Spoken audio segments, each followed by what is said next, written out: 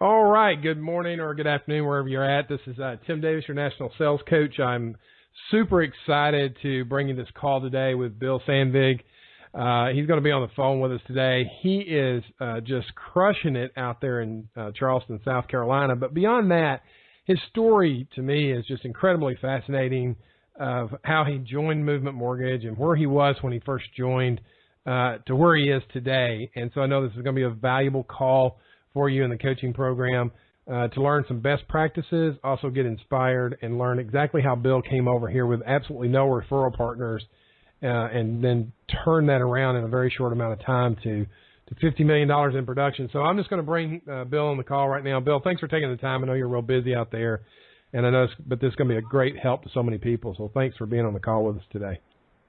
Yeah, Tim, of course. I'm happy to be here. I'm happy to share, and I'm looking forward to it. I know we got a lot of producers out there that are ready to take it to the next step. Yeah.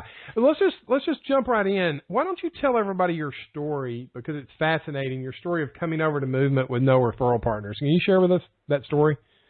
Yeah, of course. So I've only been in the industry for 4 years now, 4 years and a couple months. And when I got in, I begged and screamed, begging a branch manager at Wells Fargo to take me on board as a loan originator. And they didn't want to do it. I had no experience, no background. They didn't think that I had really any chance of success. But I finally talked to the right person or struck the chord on the right day and got them to get me an interview. And after the interview, they gave me a shot as a junior loan producer. And when I was there at Wells Fargo, I knew how to work hard, and I knew how to build systems and streamline systems to try and be very efficient. And so I used the things that were presented with me while I was there to do as much business as I could in the systems that I was given. And that, at the time, you remember that rates fell, that was doing refinances. I didn't have anything to sell when I was at Wells Fargo. There was nothing to set me apart when I was going out to talk to a real estate agent, and I didn't feel comfortable with it. And so I didn't do it. And while my production grew and, went from doing actually no business at all to closing 4, 5, 6, even 7 million a month in refinances, in my first year in the business at Wells Fargo, I closed the most volume of anybody in the entire area and closed about 33 or 34 million in my first year. But there were 6 purchase transactions, and the only reason those happened were because they were referrals from the bank, and I couldn't actually get away from them. I had to do them, and so this was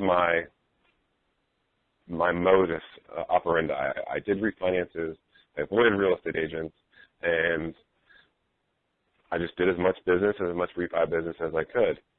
Wells Fargo got to a place where the service level was so poor and that the writing was on the wall. I said, interest rates are going to go up.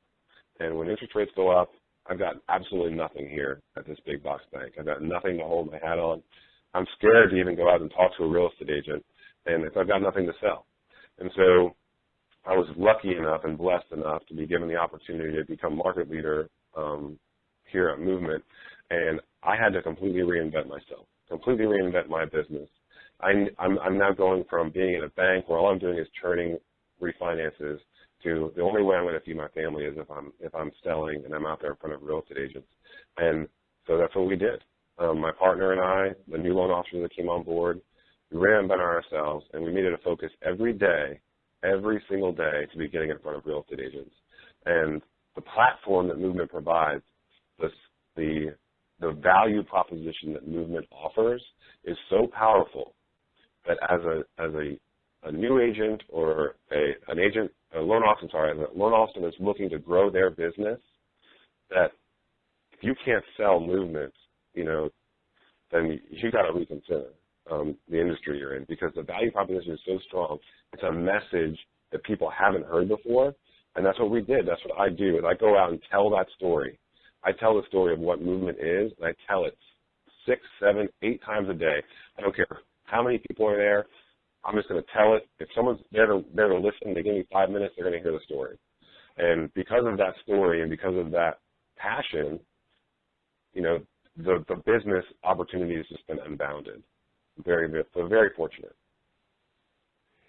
That is really powerful, Bill. I want to hit on a couple of things right there because, I'm sure lots of people of different levels are going to listen to this call. Primarily, I'm going to send it out to coaching clients. They may be sitting there at 3, 4, 5 units a month, but you said something really powerful. I think two things that I've really picked up on, and that's really the passion in selling the story behind movement and getting out there and meeting real estate agents, which really leads to another question that I have. I mean, what do you think is the most important activity somebody at that $750,000 to $1 million level needs to be doing on a very consistent and regular basis in order to jumpstart their production to the next level? If someone's hovering at that 3 to 6 unit mark, they're not seeing that grow, it's probably because they're misplacing the prioritization of what their day needs to look like. The most important thing that needs to happen as a loan originator is new business. So the most important thing, if you're not prioritizing and focusing on new business, then you're going to lose. I use this analogy. You can be the worst originator and have the worst process behind you and the worst systems in place to close loans and make a mistake with your origination guidelines. If you are the best person in the country or in your market at creating and finding new business, then you will win. You will close more business. Now, is that a good model? No, it's not a good model because it's going to be harder and harder to get that new business. You want to have the support and you want to do a good job for your customers. But if all you did excellently was get new business, you would be successful. So there's got to be that blend there. But you can't avoid or put off the new business aspect. If you're at that 3 to 6 unit a month mark, you need to put in your daily calendar that you are not going to finish a week until you have 4 appointments with one-on-one time with realtors for the following week. 4 appointments is going to lead to you having 2 or 3 a week because you're going to have someone cancel, you're going to have fallout. Sometimes you'll end up with 4, but you've got to have the 4 in the books for your following week. You cannot finish your week without having completed that. You do that, and you won't be able to stop your business from growing. Yeah, I agree. I mean, I've got this simple philosophy, 1 loan a day. And if we can get that inside our minds that our goal each and every day is to take a quality loan application, it will help line up activities appropriately. And you're so dead on the money. You just nailed it on the head there. Quality of one-on-one appointments with agents. And you may have to make, 3 times as many calls to get those one-on-one appointments. However, I think our value proposition is really in line with hitting a lot of pain points that agents experience, and I think they would love to know more about that. So that really leads me into another question: is how do you actually go about presenting the movement story and value proposition to real estate partners? Sure. So the movement proposition that I believe is our number one ticket item, the number one thing that separates us from our competition is the TBD process, or the pre-submission of clients that do not have a sales contract and getting them fully approved through underwriting prior to going under contract. It is by far the strongest thing that we do, and to do it so fast and so efficiently, there isn't anybody in the industry that can compete against that. I lead. If you talk to my real estate partners who I present in front of regularly inside of the market services agreements or different groups, I have delivered that message 17 different ways. They get the exact same message. It's the message of get me your clients early so that I can get them fully approved and put them in a value position to where they can make powerful offers and get the houses that they want in the first time, because we're making them look like cash by having them fully approved through underwriting prior to making that offer. My agents have heard that message, and they don't even realize they're hearing the same message because I'm delivering it 17 different ways, but the point is exactly the same. I'm preaching the truth, and they're going to hear it over and over again. I'm going to retrain them. One of the phrases that I coined is this, and I say it again and again, is real estate agents, you're out there, and you've been asking the wrong question to your clients time and time again. You've been trained to ask the question, potential buyer, have you been pre-qualified for a loan? Well, the question that I'm training my agents to ask is not that. I want them to ask, are you approved through underwriting? And so that are you approved through underwriting context changes it all and it leads that conversation back to a referral to me because they understand I'm the only company they can go to get that done in a timely fashion. I love that phrasing. When you say that to a real estate agent, what's their reaction when you use that wording? It's people get caught up in pre-qualified, pre-approved. What does that mean? What does this mean? And so when I say, are you approved through underwriting, the realtors get that, and it's going to promote a conversation between the realtor and the buyer because the buyer might not necessarily get that. The agents love it because they can ask that question, and that leads into an opportunity for them to have a conversation about with their buyers about what that means. Mm-hmm. And what it means to the buyer is basically this. Buyer, my job as your real estate agent is to put you in the best position to get the house that you love at the very best price. And in order to do that, we need to get all the leverage that we can behind you. And to get that done, if you were going to buy a cash house, as your real estate agent, wouldn't you expect me to take that cash offer and leverage you a good deal?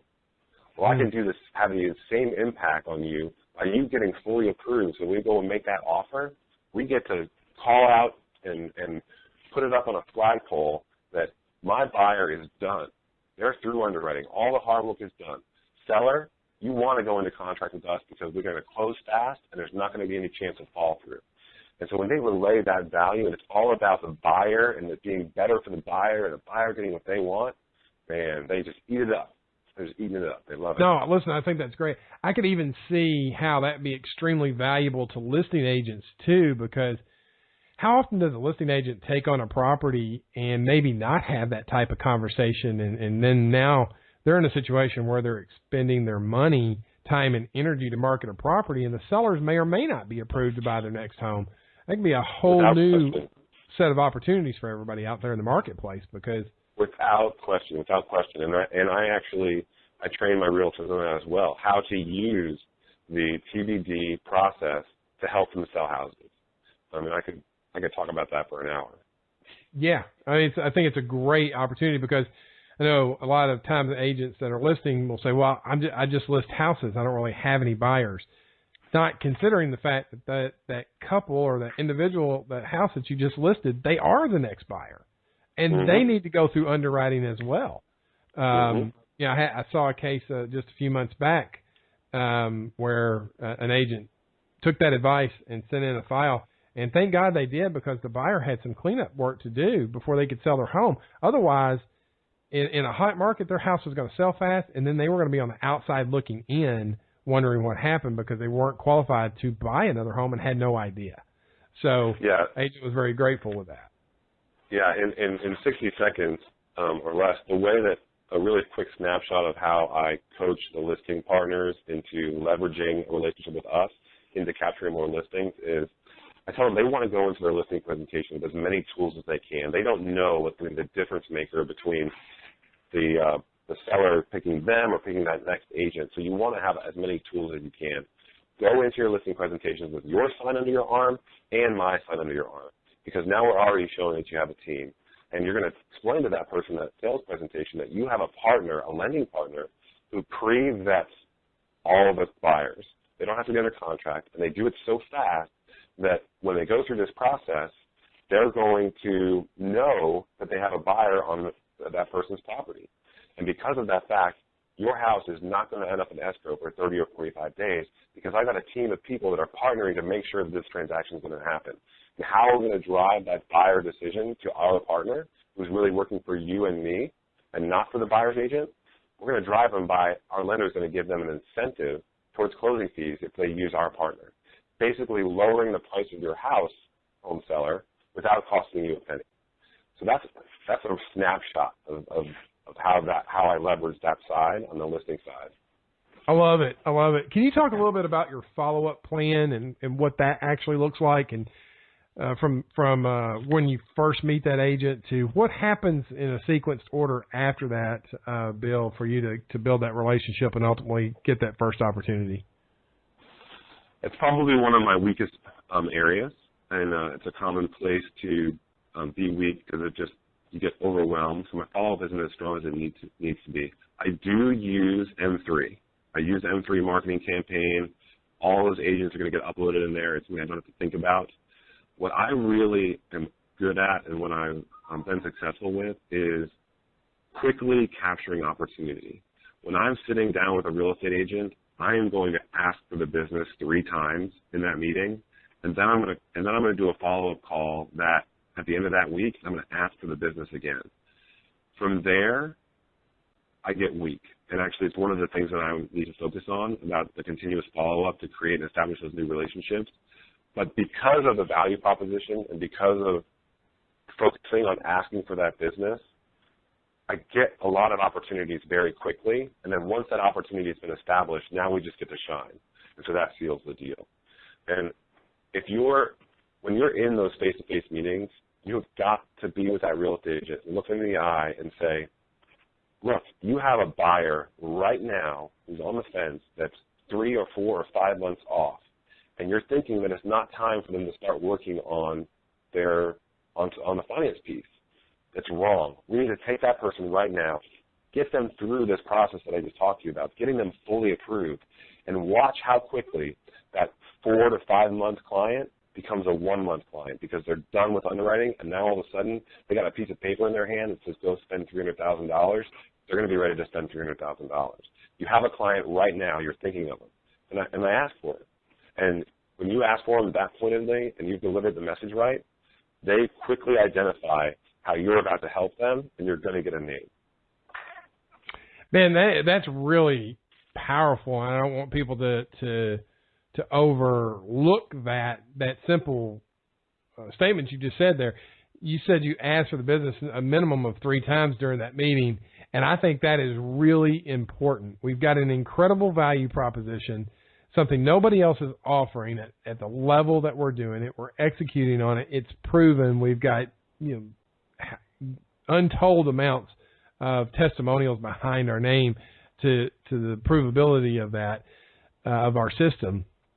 For us not to ask for the business is really leaving opportunities on the table, and we've got to step up the game and learn how to ask for that. And I love how you did that by really saying to them, you've got somebody right now that you're probably thinking of. I want to speak with that person and show you and prove to you what I'm talking about is actually reality, and give you that leverage and those tools to increase your business. I think that is fantastic. That is really good.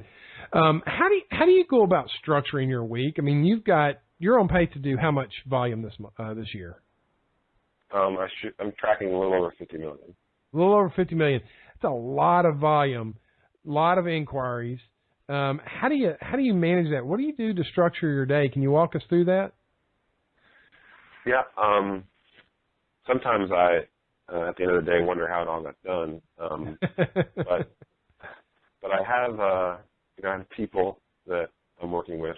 I do rely heavily on loan officer assistants, and I expect them to work hard and to do their tasks. I've created an overall system where there's very clearly defined roles and who is doing what, and so that really helps managing it. From a macro perspective, it's got to be the big stuff first. The appointments are in the calendar, so I know where those are going to be. And then when there's an application that comes in, I don't sit on it.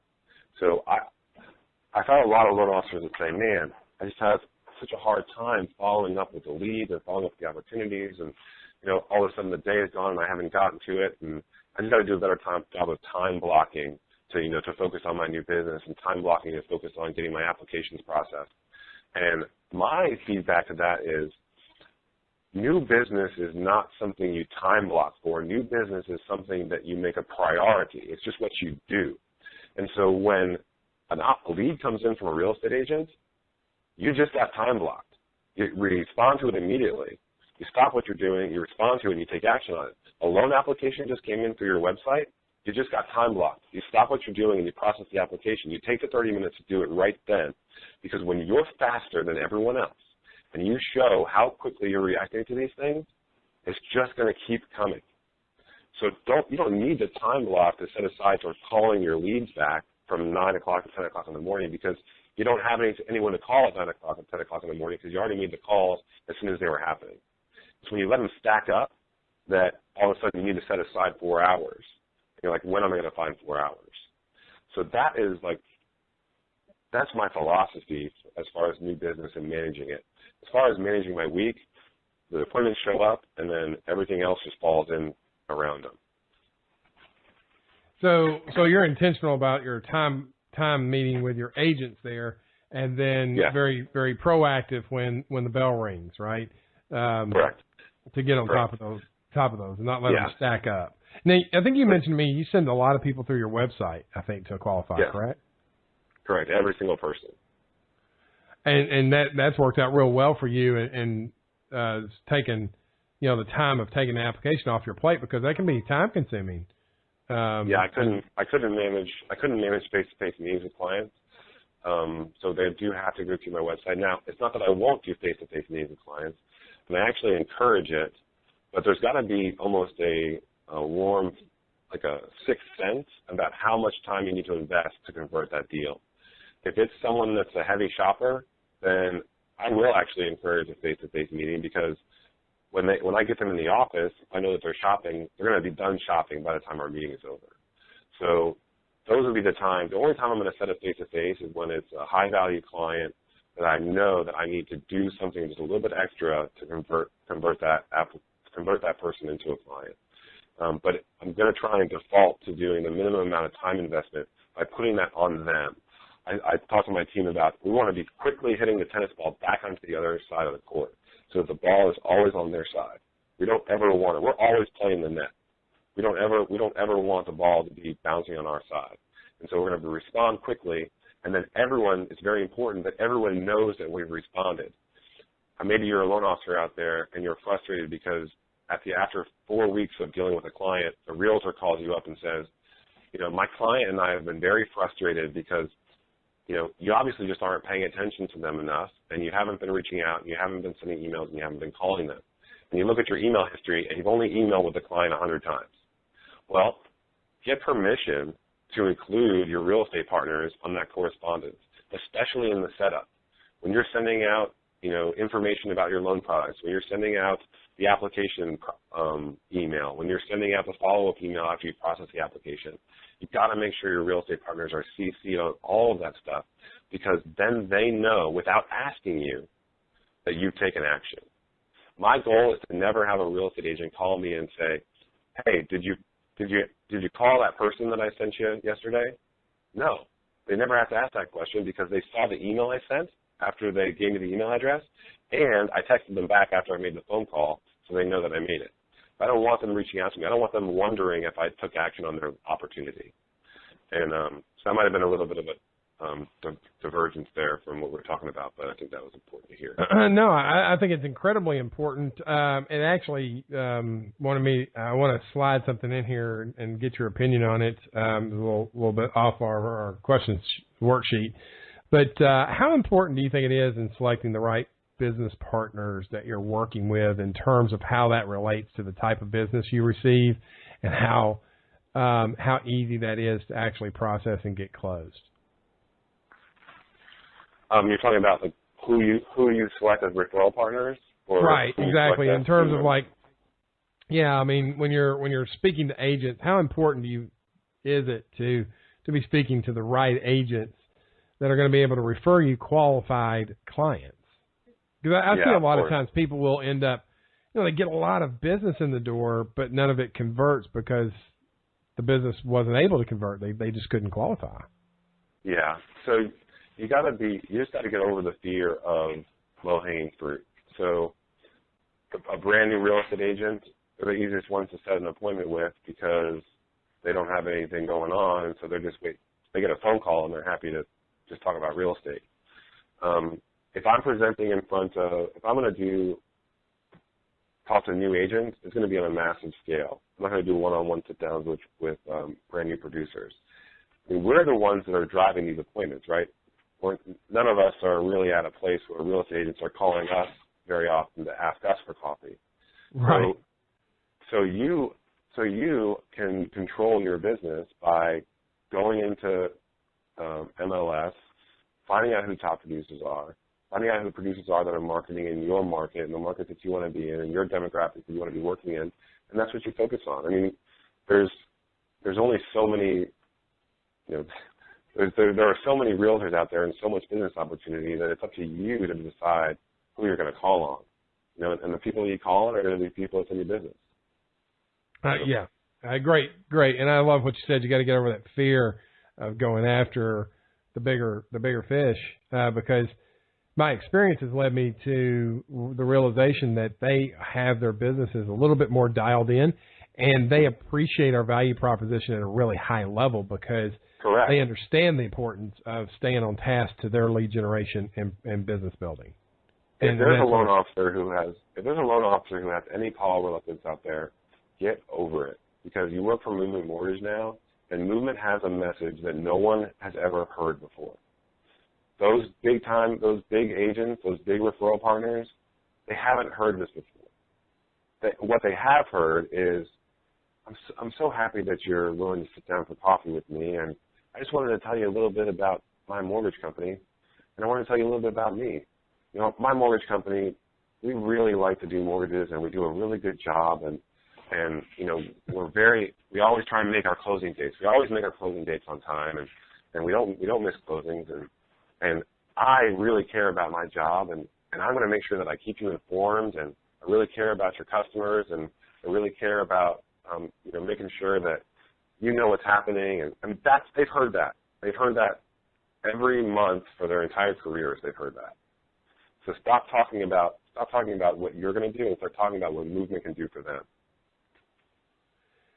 That is so powerful. Put yourself in their shoes and what do they want, and start having conversations around that. And Bill, I'm going to say this because I think people need to really grasp this concept. You are extremely passionate and enthusiastic about the Movement Mortgage message, and that shows up. It showed up in your emails to me when we first met. It showed up in that first phone call.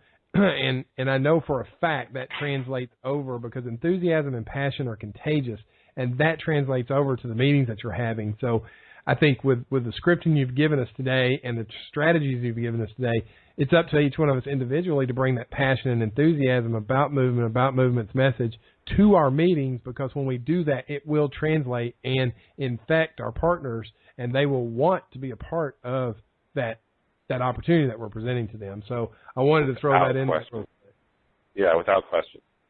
Couple last questions. I know you're short on time. I wanted to throw these your way. Can you give us kind of some best practices that you recommend, that maybe you do and that you recommend to loan officers?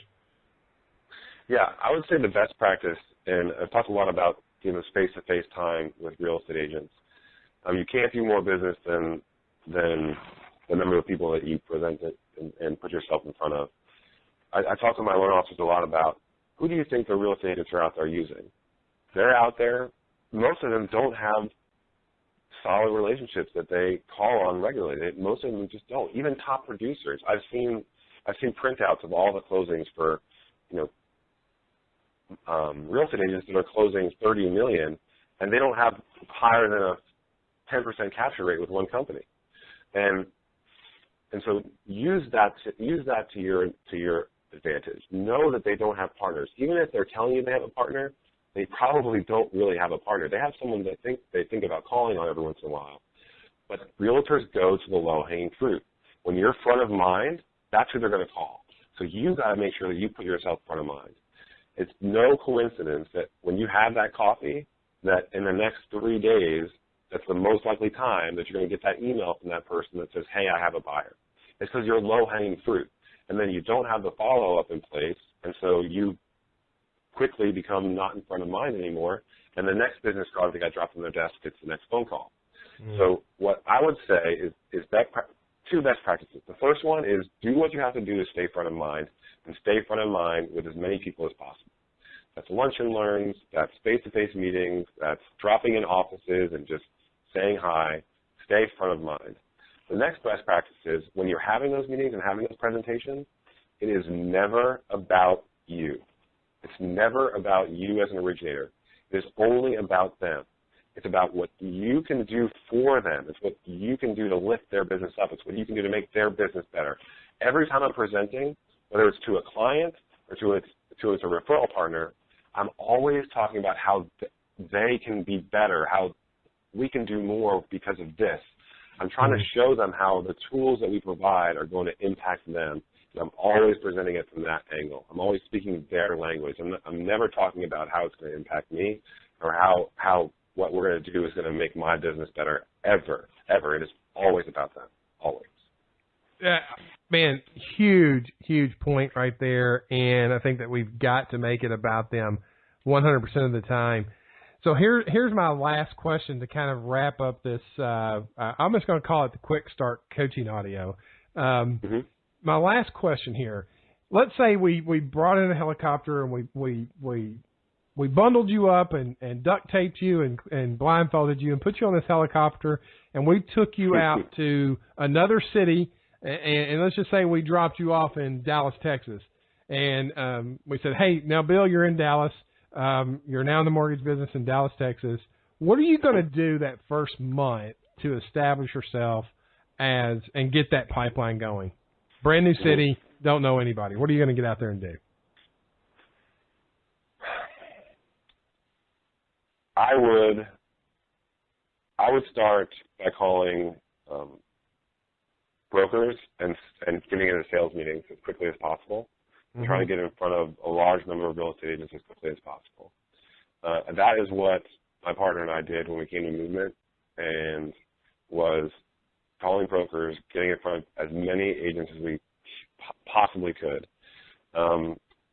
focusing on one-on-ones, drop-ins. Here's the thing: you could be brand new in this business, and all it takes to be an expert in any field is you just have to know this much more than the person you're talking to. Right. If you just have a little bit more knowledge than they do, then you can position yourself to be an expert. And that's all they need. They need an expert. They need someone who's going to talk their language and explain and provide that value. So don't feel reluctant just because you don't have a bunch of people throwing business your way. You don't need to. There's no reason to slow down. One of my favorite things when we hire a new originator is, well, I can't go do sales calls yet because I don't have business cards. You can't do a sales call because you don't have business cards? It's like, that doesn't even make sense. Like, what's the difference? What's a business card going to do for you when you walk into that meeting that you can't do without it? You just got to be willing to make calls, get out in front of people immediately, and when you do that, people are going to respond to you. Stay passionate, stay excited about what Movement's got to offer, because I'm telling you, when you present this proposition that Movement has, people haven't heard it before, and they're going to respond to it. They're just going to respond to it. Man, listen, that's some really good information there, Bill. I know doing that kind of production, if we boil all this thing down to just a couple of quick takeaways, mine are: bring your passion, bring your enthusiasm, sell the story, get in front of as many partners as you possibly can. Don't be afraid to ask for the business at time of the appointment. And above all, keep everything focused on what we do about them and how it benefits their business. Huge takeaways, wrapped all in the bubble of we've got to make a lot of contacts, right? We've got to have face-to-face meetings out there, and I think that's fantastic. So that's good stuff, Bill. I really appreciate it. Anything last minute that you want to share before we close out this recording? No, anybody out there, I'm always happy to talk and brainstorm with anybody. And if you have questions, people can always shoot me an email, look me up, and I'm here to help. All right, Bill. Thank you so much, Bill Sandvig. Great job out there. Thanks for being on the coaching call today. And then if you're in our coaching program, the Champion's Edge, we'll be talking about what Bill talked about today and how you're implementing that in your business. Thanks so much for tuning in today.